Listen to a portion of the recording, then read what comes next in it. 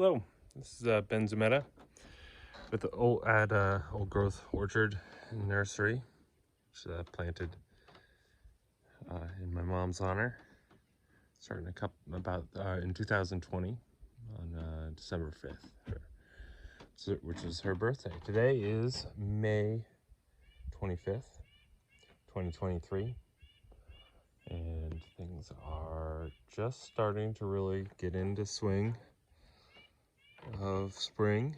It's been a very late spring. I think I did a video where things were in a similar stage of spring, unfurling on May 1st. We had 6 feet of snow up here this year, which is really anomalous. Normally we get maybe a foot. Wasn't exceedingly cold though, got down to about 24 at the lowest, which was enough to kill some citrus, which we'll see. I replanted, but it's elsewhere.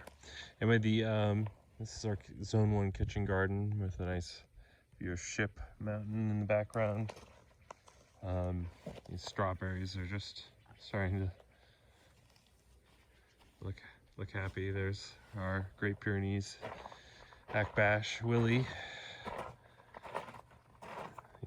He's the true hero of any system that I seem to let him help with.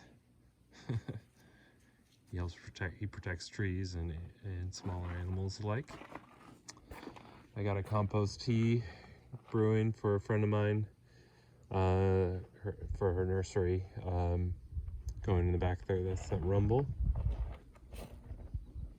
Some sort of probably a predatory alarm call going on in the back down the hill down there.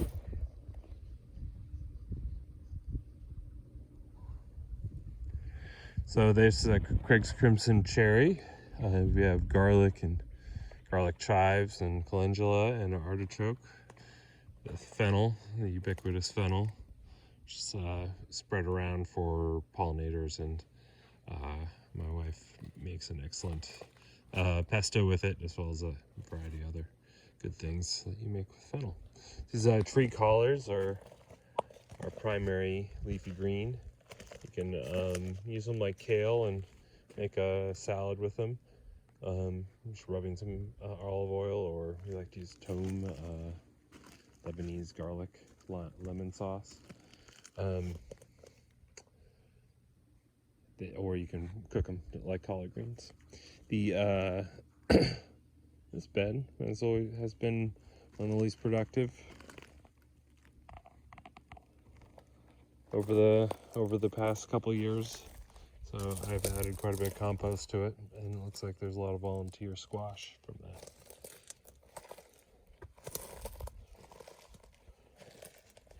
Spread about 12 yards of compost so far this spring. Everything's had to happen in a condensed time period due to the late thaw and just relatively cold and wet April as well. The peas I planted a month ago are just getting started. One of the things that aren't doing as well this year, but there's quite a bit that's doing just fine. Those strawberries have much larger, more lustrous leaves, and in general, 90% of the stuff seems to be doing a lot better this year, which it hopefully would be after all the compost and compost extracts and compost teas I've spread. Probably another 250 gallons of extract and another 200 gallons of tea have been spread this spring and winter. Got a spray in just before the snow, which I had an intuition would be good, but while it was on the ground, I learned that it's the fastest decomposition and soil microbe activity ever measured was under snow. So that probably helped a lot with the nutrient cycling.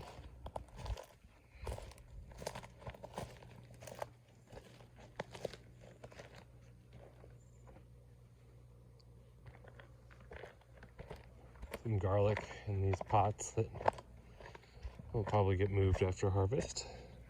But the size of these and shininess of these leaves is encouraging. I like the structure of that tree. This pluary or pluot is one of the less healthy trees in this area. And let's see, I've been starting to notice a correlation with the rootstock. Off the top of my head, this is a Myro 29C rootstock. Definitely should have had that looser. I'm noticing. And I will put those onto limbs shortly. I also have a metal label anyway. This particular label tends to get knocked over due to traffic. Strawberries are looking good though back there. Fine maple planted in place of a dead alder. Probably didn't get enough water last fall. When we had a very dry September, October. Didn't really get significant rain until October, quite late. These apple seedlings are coming up, which can't recall why I put those down so close to where I ended up planting cherry. I think I just planned to put them down there free from an apple mash or pressing, and should try to keep myself facing away from the sun. Nursery beds are getting converted to blueberries, blackberries, raspberries, and that's essentially it. This nectarines are coming out super late this year, it seems. Pears or Asian pears already gone through bloom, but it bloomed well after the snow. These raspberries need to get trellis. Red alder, obviously, really, it's two years in the ground. I meant to move it, but it was growing so well. From the nurse, it was just put in there to heal in, and ended up keeping it to basically inoculate all the soil and the plants coming out of that bed with the rhizobium from a healthy alder. That's nitrogen fixating. It's Montmorency cherry. It's one of the less happy cherries. They're generally the healthiest species or group of trees that I've got. Here's our miracle Isis. She survived a near fatal spider bite that nearly just took her foot, and at age 12 I wouldn't have been good. So she is 3 months out and doing way better than anyone would have expected in February. It's a different type of raspberries, but these are Meeker. The ones back there are Caroline. And I have a third variety from a friend that I do not know the varietal, but they're delicious and prolific and do well in this area. So one of those blueberries isn't doing so well. I should have transplanted this blueberry earlier in the season. Didn't get around to it before it really leafed out. There's a very narrow window between deep snow on the ground, and the blueberries leafing out. This is the current composting area, where the most recent ones are. On the left is one I started in November. The right is one I started about a month ago or less, 3 weeks ago maybe. And there's some coffee grounds, some biochar, some wood chips, and some charred wood from our first biochar burn about a week ago. And that wasn't here though. I just helped with the burn, and we're having another burn on the 28th in a few days on Sunday.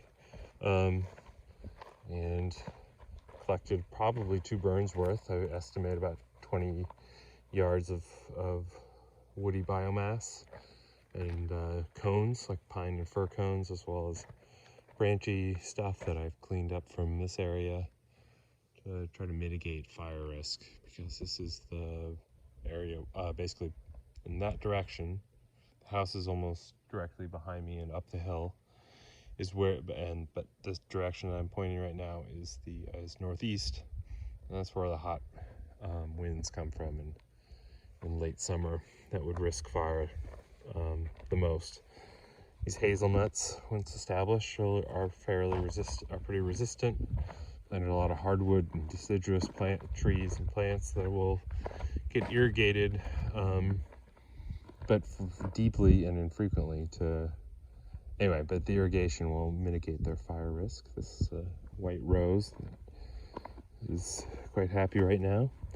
Really, the main things I've done are just the compost teas and extracts, and top dressing a compost this year that I think has made the main difference. There has been about a cup of Vital Earth 322 and really good amount of micronutrients, about a cup of that per 20 square feet of garden bed or area around trees, which I don't think has hurt, but it's not a very heavy application relative to a lot of fertilizer regimes. It was just top dressed and then topped with compost, bulk compost I got. That was added, that has had compost extract from my homemade Johnson Sioux bioreactor as an inoculant. This has got walking onions, Arctic kiwis. These are 2 Arctic kiwis. Our hardy kiwis didn't take, I think they died from dehydration last summer. But 22 of the 23, or no, 19 of the 20 blueberries in this bed made it. 18 of 20. 2 of them didn't make it. But those were replaced.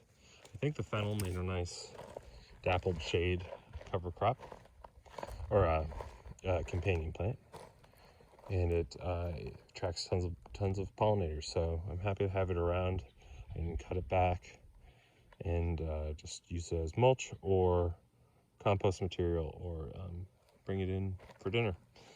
Our asparagus bed. These asparagus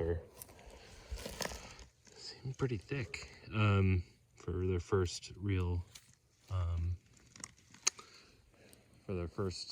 harvest year. They've been in the ground about 2 years. This is their 3rd season of growth.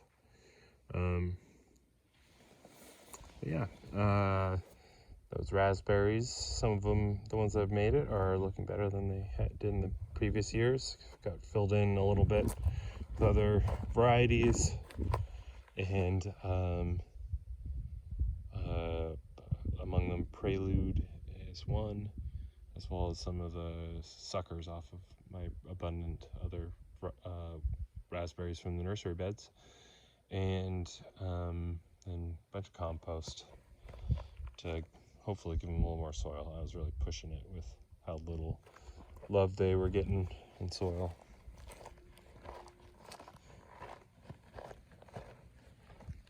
I'm going to try to swing around in a way that does not look into the sun. This nursery bed got turned over. About 115, 120 chestnuts got planted out. Some of them were, between 115 and 20 would be the few that I planted out that I doubted were going to make it. And about 20 walnuts from this bed, maybe a dozen prunus from just seeds that we saved from fruit we liked. Another maybe 20 hazelnuts got planted out. But now there's hardy kiwi cuttings, currant cuttings, and then about another 250 or so, actually 280 chestnut seeds of 7 7 different varietals, all different from what I planted before.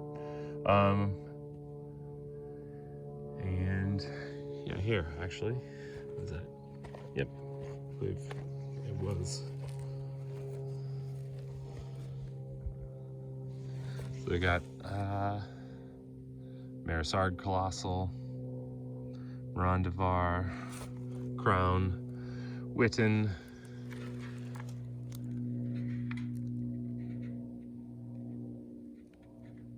Pacala, European hybrids that they all came from Burnt Ridge, but a hybrid stock. They're actually all hybrids, but what their mother was the named variety.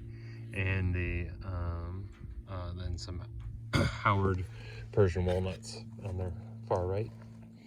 So this is the fenced-in area of the orchard with some plums, a happy plum rootstock that keeps rejecting any attempts that I have made on grafting. But I am only moderately experienced grafter, and there's time. Black locust, cherry. There's a pear down below, and then there's also seeds or apple mash spread covered with compost and wood chips that are sprouting up now. And then below there is a row of vine maples, which are doing pretty well, and a couple of alders. But the vine maples, there are two arches that kind of meet together, somewhat, I guess, a football shape type shape, and that'll create an arch over that road that we walk with the dogs. They'll eventually create an arch of beautiful red foliage in the fall, and then I like the foliage all year round. So my favorite nitrogen fixating plants, native ground cover, ceanothus mixed with manzanita. It's really producing a wonderful fragrance this time of year. This bed has marionberries with a mix of other soil building and pollinator inviting plants, potatoes, lemon balm, let's see what, calendula, volunteer pine from the wood chips. These silverberries planted here, and just a spoil of that was native soil in the process of building these beds and pathways, which in hindsight I probably would shape differently for better access, but they're working out quite well. They've produced well. This garlic looks quite nice. It's mixed with comfrey to the left there, and I again, my camera work hasn't gotten that much better, if it has at all. And it's the light right now, it's quite nice to be out in, but it's the angle is making it hard to see the screen while walking as well. In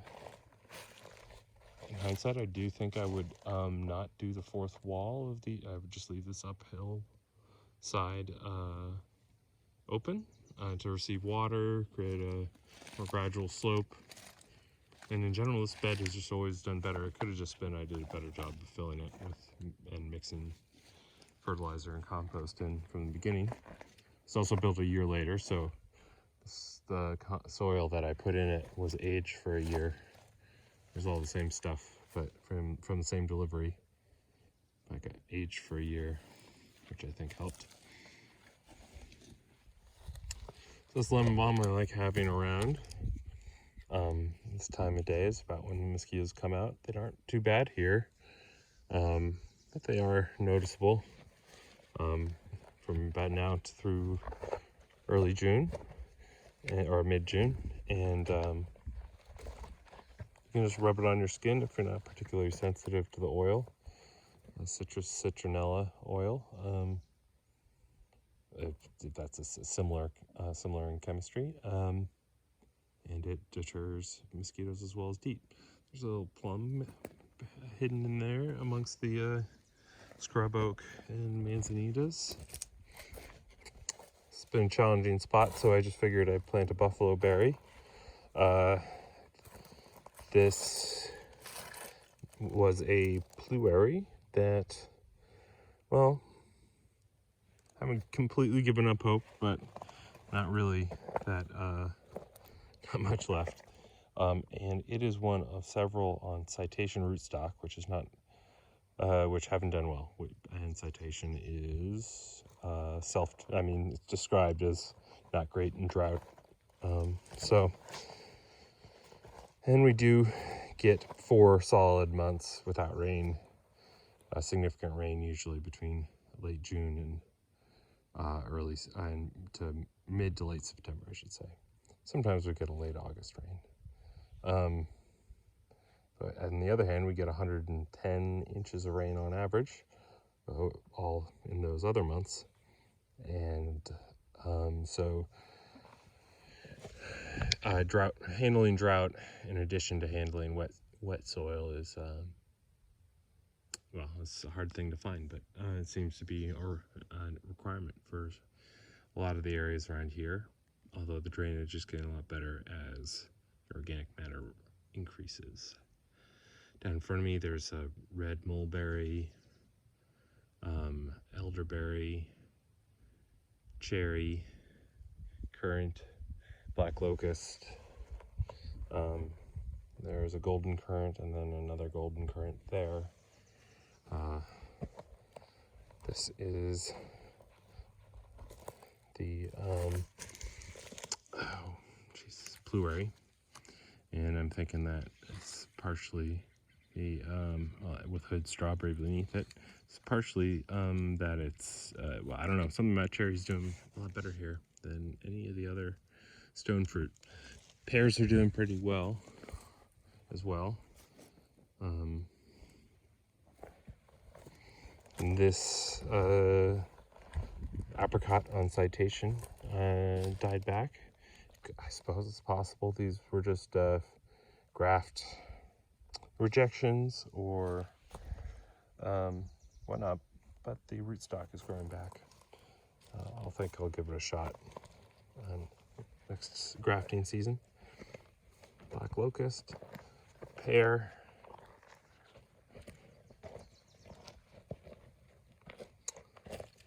French plum, which is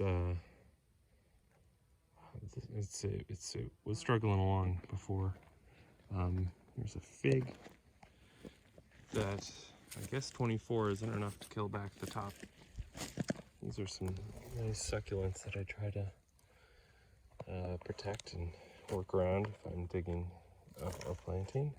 Hopefully there will be enough sun down through the understory in the long run for them to survive. There's now a little elderberry, a little hazelnut, red currant, largely for attracting hummingbirds. And from the house, most of these plants are in, if they're planted in threes, or have a triangular or arching, if there's more like 5 to 7. The way I planted things was to create, in the long run, patterns that will arise and kind of fade away through the seasons. There's another elderberry, plum. Of course, I don't know, maybe somebody smarter than me could have done it in a way that, with all the plants, but of course, it's not all master planned, with reiterations and replantings of things that didn't make it. And really, this is all just, the main rule has just been diversity, having no one thing next to its own species, and but still trying to keep pollinizers close enough to each other. This is a row of blackberries. This label triple crown, thornless blackberry.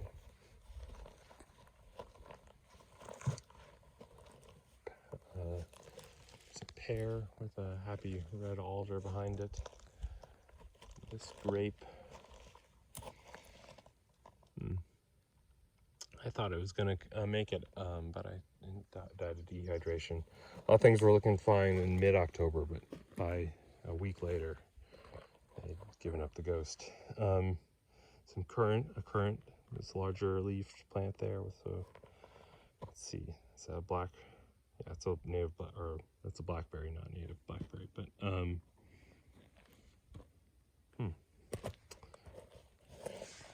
I should have a label on that.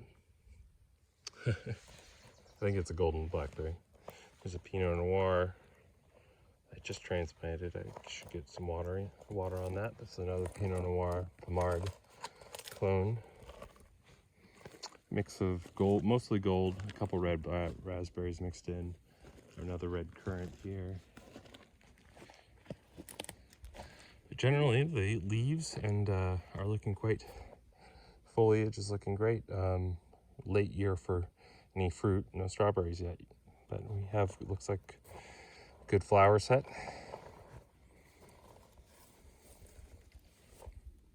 There's another Pinot Noir grape amidst this pine berry. I like the aesthetics and the kind of idea of this barrel on the rock jack, which is a post for our gate and fence. But it just dehydrates too quickly. I think it need to be at least 4 times as big to be reasonable. And ideally, it would have some connection to the ground, even though it's borderline bedrock underneath. It would help. So this awning we would like to extend and turn into a passive solar greenhouse, but that's a big project. That's kind of a couple rungs down the list. This hops and onions that we harvest for our breakfasts and dinner, probably harvest from this little kitchen garden here twice a day. So that's the walk about the zone 1 and 2 and looking out into zone 3. I'll stop the video for this one at this point, and I'll start on another in another section. This is Ben Zumeta with Old Growth Orchard and Nursery, and I also run and operate Old Growth Edible Landscape Design, and out of beautiful Northwest California. Hope you are well and having a good spring. See you in the next video.